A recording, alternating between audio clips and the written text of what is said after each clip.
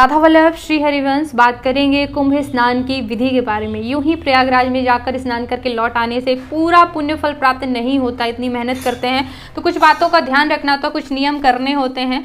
तो कौन से है वो नियम, चलिए जानते हैं। तो देखिए, कुंभ स्नान का पूरा फल प्राप्त करने के लिए अगर आप घर से ही 3 दिन पहले से कुछ बातों का परहेज करना शुरू कर दें, कुछ बातों का त्याग करना और कुछ नियमों को माने, तो जो है पुण्य फल कहीं ज़्यादा बढ़ जाता है, महात्म्य बढ़ जाता है। ठीक है, क्या है सबसे पहले कि 3 दिन पहले ही आप सात्विक भोजन करना शुरू करें। देखिए, मांस मदिरा तो जीवन में हमेशा के लिए त्याग करने के लिए बताती हूँ। ठीक है, इन पापों का नाश नहीं होता है नदियों में कि आप जानबूझकर मांस काट काट कर खाएं, शराब पिएं और फिर कहेंगे पाप धुल जाते नहीं। अनजाने में किए गए पापों का नाश होता है। ठीक है, जैसे चींटी मर गई, हम नहीं देख पा रहे हैं, बहुत से अनजाने में भी पाप कर्म होते हैं, उनका नाश होता है गंगा नदी में स्नान करने से। जानबूझकर किसी को मारने काटने का नहीं होता है, ध्यान रखिएगा। ठीक है, तो 3 दिन पहले से सात्विक भोजन करें। ब्रह्मचर्य अगर आप कर सकते हैं 3 दिन पहले से तो जरूर करें।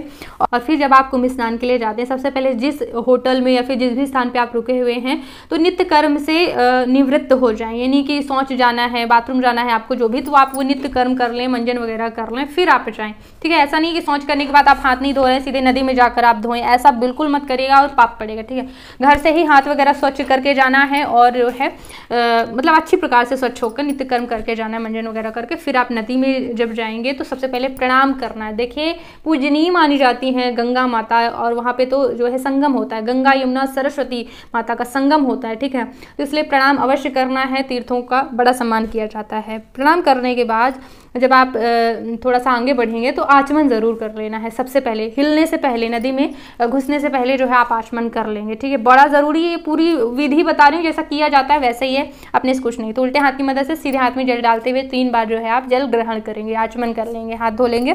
फिर जो है आप नाभि तक प्रवेश करेंगे नदी में, और प्रवेश करने के बाद दिशा आपकी कौन सी रहेगी, पूरब दिशा, सूर्य देवता की तरफ आपको मुख कर लेना है। ठीक है, फिर आपको क्या करना है, आपको अभी प्रार्थना बोलनी है। अभी स्नान नहीं करना है, स्नान करने से पहले एक प्रार्थना, जैसे कि इसको संकल्प भी आप समझ सकते हैं कि किस के लिए आप स्नान कर रहे हैं ना। ये भी है ना, कई लोग केवल घूमने चले जाते हैं, घूमने बहुत भीड़ है तो वहाँ घूम के आ जाएंगे, तो उसी का फिर फल प्राप्त होगा कि हम देखने गए थे मेला, तो मेला का ही फल प्राप्त होगा। थोड़ा सा प्रार्थना बोलनी चाहिए कि हमको इस स्नान का क्या फल चाहिए, भगवान से क्या प्रार्थना है, तो यही बोलना होता है। जैसे कि गंगा नदी में स्नान करने से या फिर संगम में पापों का नाश होता है, तो आपकी अगर कोई प्रार्थना है कि जाने में अनजाने में किए पापों का नाश हो, या फिर कोई भी प्रार्थना है, क्योंकि संकल्प ऐसा होता है, हम भगवान को बता रहे हैं कि हमारे मन में ये है, तो जैसे संत जन यही प्रार्थना हमेशा करते हैं कि भगवान की भक्ति बढ़े, हे गंगा माँ हमें भगवान की भक्ति प्रदान करो, भगवान का प्रेम प्रदान करो, भगवान का हम नाम जप करने लगें।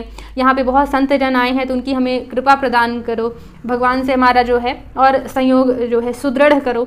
इस जो है फल के भाव से हम आपका स्नान कर रहे हैं कि हमारा तन मन सब शुद्ध हो जाए। ये प्रार्थना संत जन करते हैं, मैं भी कहूँगी कि आपको यही करनी चाहिए। बाकी अगर और भी कोई सकाम भाव से जा रहा है कि हमको बहुत पुण्य चाहिए, ये पापों का नाश हो जाए, प्रायश्चित हो जाए, तो वो अपना देख लीजिएगा क्या बोलना है, पर करना जरूर है प्रार्थना। ऐसा नहीं है कि आप जो है स्नान करके चले जाते हैं सीधे। फिर आपको जो है मतलब नीचे से मिट्टी लेनी है कुछ झुक करके, और मिट्टी लगाना है, पूरे अंगों में मिट्टी लगाना चाहिए, गंगा माँ का जो है स्मरण करते रहना चाहिए। फिर अपने इष्ट देव का आप नाम जपते रहें, शिव शिव शिव, राधा राधा राधा, जो भी आपको नाम प्रिय लगता हो लेते रहें, और थोड़ा सा मिट्टी आप लगाएं कि आपका पूरा शरीर जो है पवित्र हो जाए। बहुत बहुत बहुत ज़रूरी है, ये बहुत अच्छा होता है।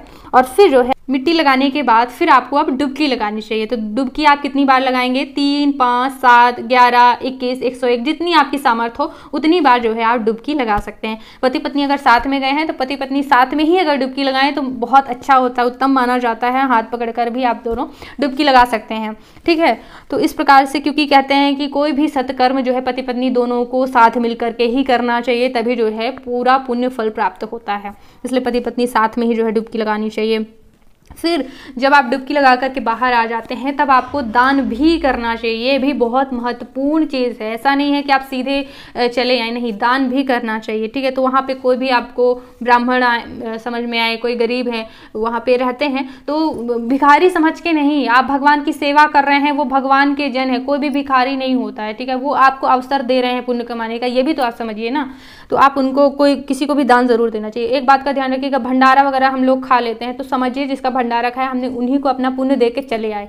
भंडारा लोग खिलाते हैं इसीलिए, पुण्य कमाने के लिए। आप भूखे प्यासे हैं और जो आपने पुण्य कमाया, इसलिए बड़ा ध्यान देना चाहिए। हमारे गुरुदेव बहुत बताते हैं कि कहीं भी तीर्थ में जो है भंडारा नहीं खाना चाहिए। अगर खा रहे हैं तो जितना भोजन रुपए का मिलता है आसपास, 100 रुपए की थाली जितना, उतना उस भंडारे में योगदान भी करना चाहिए। चाहे तो वहाँ पे जो भी रखा हो दान पेटी उसमें डालें, या फिर जो खिला रहे हैं किसी भी प्रकार से, या फिर सेवा करके आए कि आप भी सबको परोस दें खाना। तो कुछ सेवा, कुछ किसी भी प्रकार से फ्री में खाना खाएंगे तो आप अपना पूरा पुण्य वहीं पे दे के चले आएंगे। स्पष्ट बात है ये, है ना।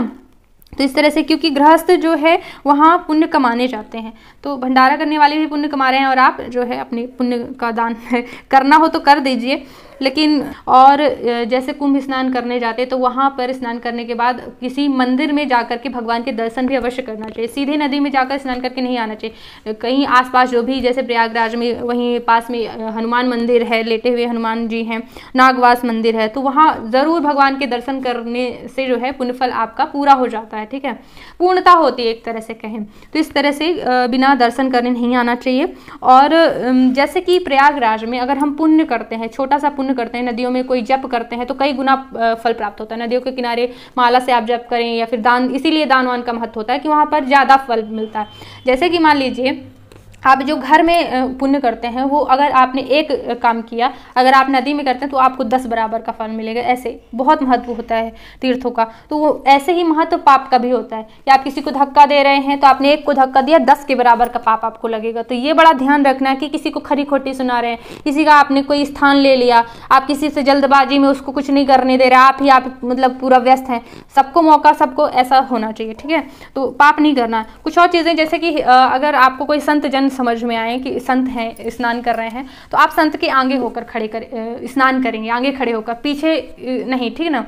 क्योंकि अगर आप देखिए जैसे कि संत हैं ये, तो आपको ऐसे इधर आकर के स्नान करना है कि संत का स्नान करा हुआ जल आपके पास आए, ना कि आपका स्नान किया हुआ जल संत जी के पास जाए, ठीक है। क्यों? क्योंकि हमको संतों का चरणामृत पीने की ज़रूरत है। संतों का चरणामृत पीने से भगवान की भक्ति बढ़ती है, बड़ा पुण्य मिलता है। कहते हैं भगवान अपनी पूजा से उतना प्रसन्न नहीं होते जितना संतों की सेवा से प्रसन्न होते हैं, संतों का चरणामृत लेने से प्रसन्न होते हैं, संतों को किसी भी प्रकार से प्रसन्न करने से जो है भगवान प्रसन्न होते हैं। जैसे कि एक माँ अपने बच्चों की तारीफ सुनने से प्रसन्न होती है, उनके बच्चों के लिए कुछ कर दो तो माँ ऑटोमेटिक खुश। वैसे ही भगवान को खुश करने के लिए उनके भक्तों को खुश करने की आवश्यकता होती है सबसे पहले, तो भगवान ऑटोमेटिक खुश हो जाएंगे। इसीलिए बहुत ज़्यादा महत्व होता है संतों की दृष्टि में प्रयागराज या फिर कुंभ में जाने का, क्योंकि वहाँ बहुत सारे संत आते हैं, संतों का चरणामृत पीने को मिलता है, संतों का दर्शन करने को मिलता है।